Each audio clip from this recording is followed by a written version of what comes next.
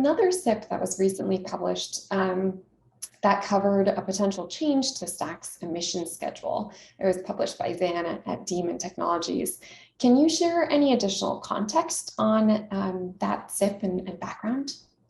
Yeah, I think it's an interesting SIP. Like I've been publicly supportive of some version of that. I don't know if that exact thing is what I support, but I think I'm generally supportive of some version of that, and I can walk through my reasoning. Right. So basically, the way to think about this is that the total security budget of the Stacks network, and it's a very important thing because that's the incentive that miners have to come and mine and secure that chain, right? So we had approximately, in dollar terms, depending on how you measure it, something like $60–70 million of security budget. Like that was the mining incentive going out last year, right?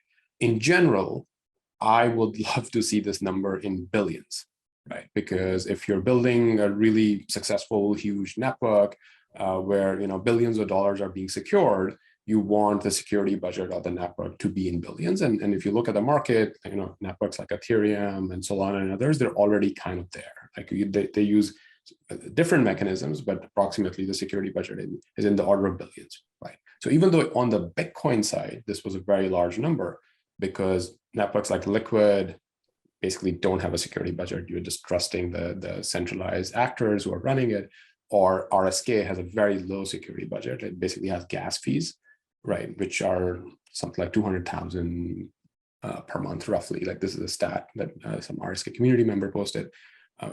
So on the Bitcoin side, I think let's call it approximately 100 million security budget is decent. But as a smart contract platform, you need this number to be much, much higher, right? And in the coming years, the realistic path to this is really that the network utilization goes up, which means the gas fees go up, and mostly the gas fees would drive this number. Or I don't like talking about the price or future price of the asset, but over here, technically speaking, the STX price pair plays a huge role here as well. So if STX appreciates over Bitcoin or the US dollar in the coming years, which I would guess would be because of network growth and developers and users actually coming and using this network, that also increases the security budget.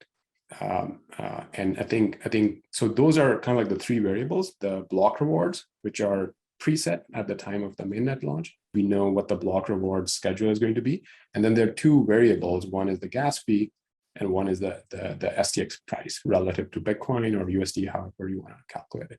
So we know that two of the variables we can't really control, right? Like gas fee is going to go up when there are more users and more applications, and the price is going to play out how it's going to play out in the market. But roughly speaking, over long time horizons, I think is correlated with network growth, like how many users and developers are there. So the only thing that's kind of like you can discuss is the emission schedule, right? And the emission schedule is basically originally defined in a way that it's meant to compensate for low gas fees in the initial years. So it's more early on, like 1,000 STX, then it halves again, and there's a minimum that it comes to. And the entire idea is that it gives the network some bootstrapping time, that until there are gas fees, you're giving kind of like these block rewards. So the question really becomes that, are the gas fees enough today, or how many years do we think that it will take for the gas fees to become significant? So as of today, right now, the gas fees are not significant, right? Like let's even put numbers on it. I think at least I would say 500 STX per block would be a good number. That's like roughly half of the block rewards. 1,000 STX or more per block would be even better. And so we're not there yet, right? So in this early days of like the bootstrapping phase, the only knob that you have is the block rewards. So the SIP right now was proposing basically increasing the block rewards in the early years, let's say more in the next 2 years, some more in the next halving cycle, and so on. But that was also resulting in kind of like a net increase in the year 2050 supply. I think a variation of this could be that you actually don't increase the net supply for year 2050, or maybe even decrease it a little bit, but just pull the curve a little bit forward, right? So there are more emissions happening in the coming years, and then it kind of like drops off and levels off, so that the total supply in year 2050 kind of like either remains the same or basically even drops a little bit. I think that might be something that more people can get behind.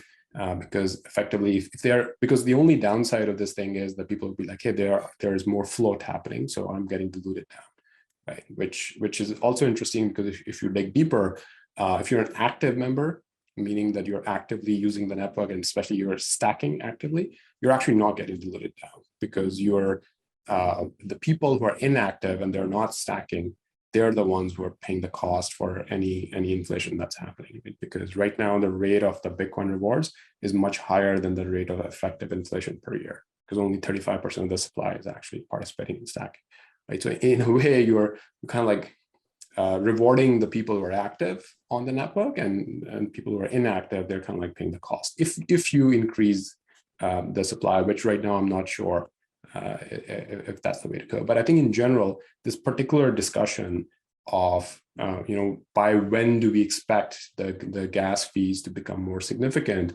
and what's the kind of like the bootstrapping stage in which you want the network to kind of like reach escape velocity, right? I think that's a very interesting discussion. My personal view is that it should be at least 2 years, if not more, 2-3 years or something like that, maybe up to 4 or more, that we give ourselves the time so that enough developers and users start using the network, and the gas fees actually become much more significant.